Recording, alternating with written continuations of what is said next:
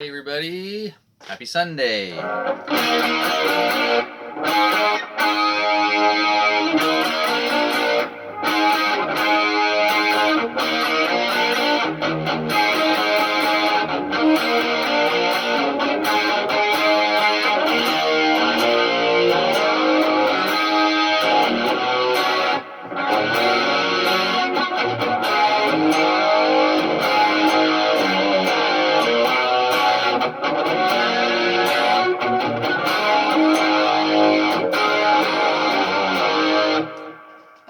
Hey everybody, happy Sunday. I like Sundays. There's nothing really totally responsible of me on Sunday other than making this show for you people and getting my work week started, like making my lunch and kind of thing. No. But then there's always the aftermath of gigs, which I didn't have last night. Um, and there's the getting ready for gigs, which I have a lot of. And I don't know. Sundays are good. Sundays are good.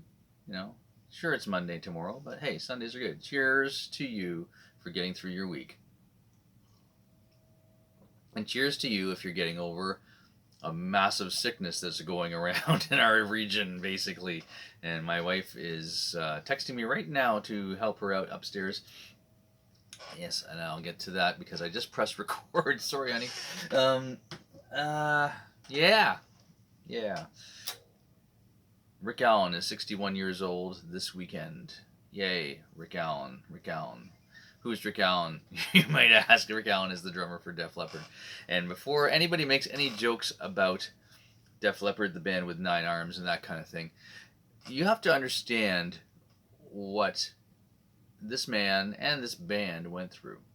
First off, Def Leppard, whether you like them or not, is probably was the biggest selling band of the I don't know if you want to call it hair metal, hard rock, pop, that whole guitar based, hairspray based songs that came out of the 80s. Def Leppard was the biggest seller of all those bands. Bon Jovi is the second.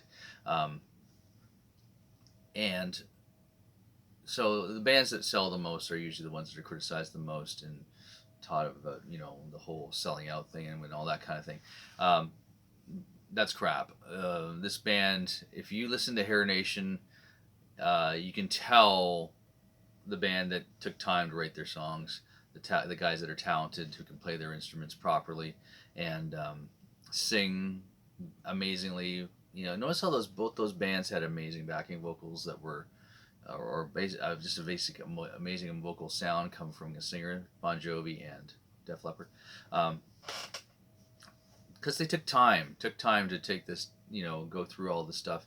There's a great quote. I listen to Hair Nation every day, and here, if you guys don't know, that's Sirius Hair Nation, the channel that deals with this type of music, and there's a great quote from another band, a band called Kix. If you don't know who Kix is, they didn't make it as big as Def Leppard. They didn't make it as big as, say, Tesla. But Kix just made an album. The guy, the interviewer said, I think it might have been Brian, the guitar player from Kix, and they already knew they did not make a good album. They were not happy. They and they were pretty much finished.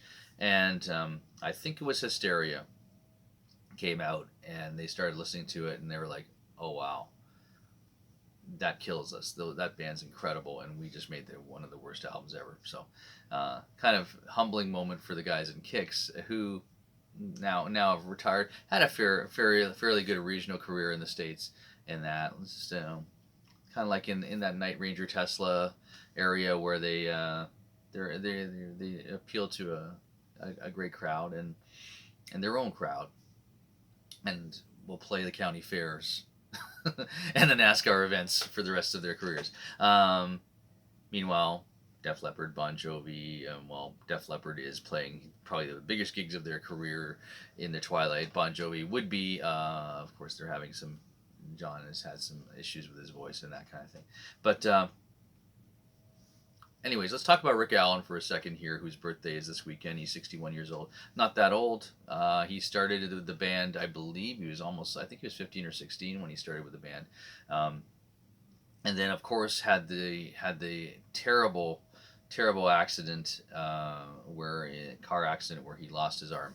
Um, if you ever, I think of whenever I talk about Def Leppard, I'll talk about the cheesiest HBO biopic that was made years and years ago, and many of you probably don't even know about it. A lot of people pan it as just being awful.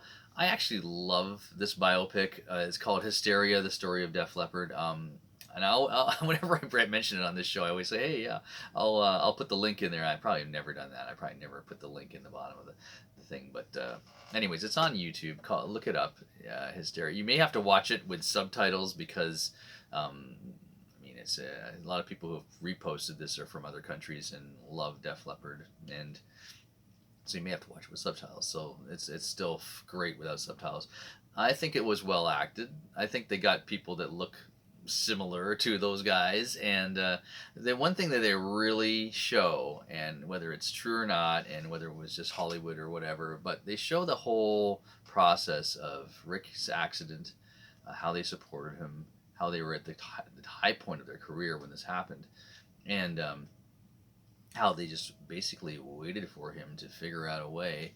And he was the one, who figured it out, that he had to get this technology and work it in. And they show in the movie how he failed miserably, and the guys came in and watched him and thought, wow, this is great and everything, but you're not really doing it. And then he finally got it together and did it and played shows. And I know they had a backup drummer at one point in time, which is not depicted in the movie, by the way, but they did have a backup drummer.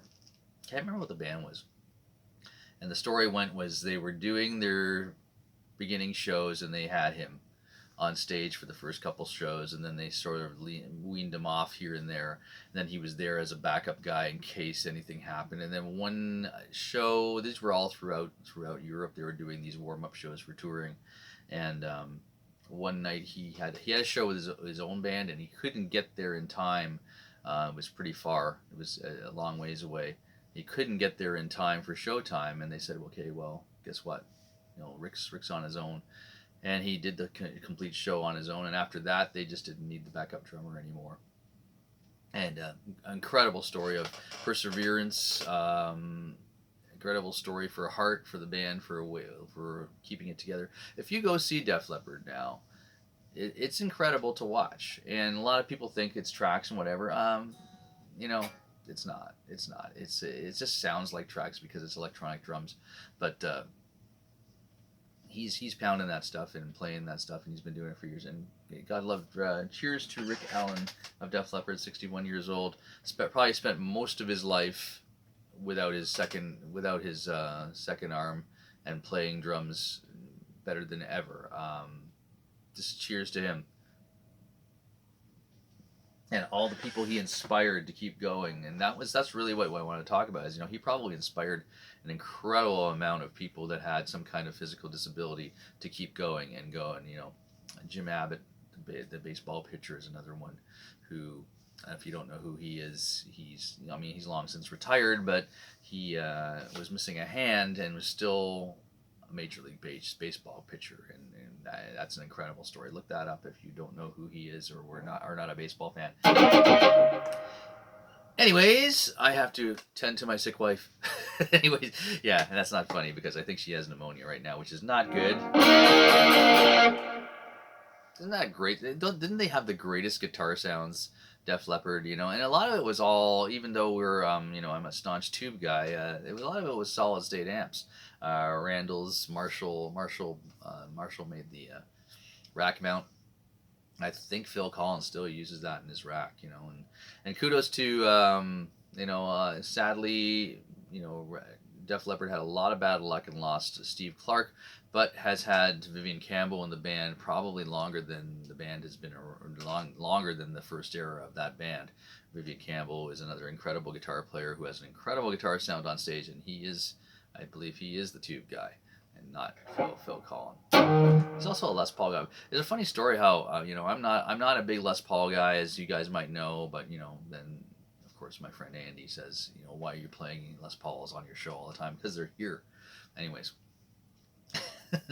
But yeah, he went on record as saying, I hate the Gibson Guitar Company, but he plays exclusively Les Pauls now for the entire thing. But Gibson has turned it up a notch and are a lot better these days. But if you ever go see Def Leppard live, I can't remember what songs he plays it on, but he has got a gold top Les Paul with P100s.